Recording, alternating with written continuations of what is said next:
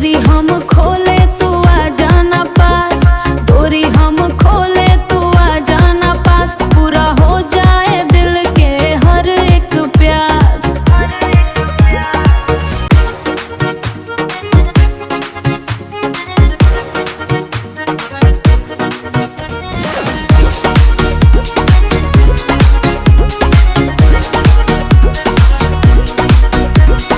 कमरिया लचके जैसे बिजली के तार,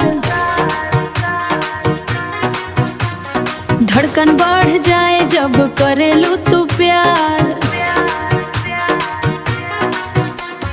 डोरी हम खोले तू आ जाना पास, डोरी हम खोले तू आ जाना पास, पूरा हो जाए दिल के हर एक प्यास। राजा जी मैं छोली खोल रही हूँ, तुम जल्दी आओ, जल्दी आओ। आग लगी है दी है बदन में, अब ना तड़ाओ। अरे राजा जी मैं छोली खोल रही हूँ, तुम जल्दी आओ, नशा चढ़ गया है अब होश उड़ाओ, अब होश उड़ाओ, अब होश उड़ाओ। सुनाए रानी हम आ गए निधा के,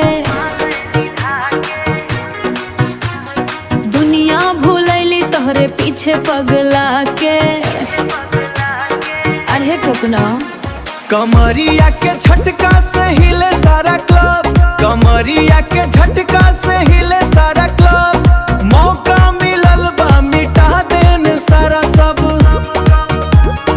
हम हानि जो राजा जी मैं छोली खोल रही हूँ, तुम जल्दी आओ, जल्दी आओ। आग लगी है दी है बदन में, अब ना तड़ाओ।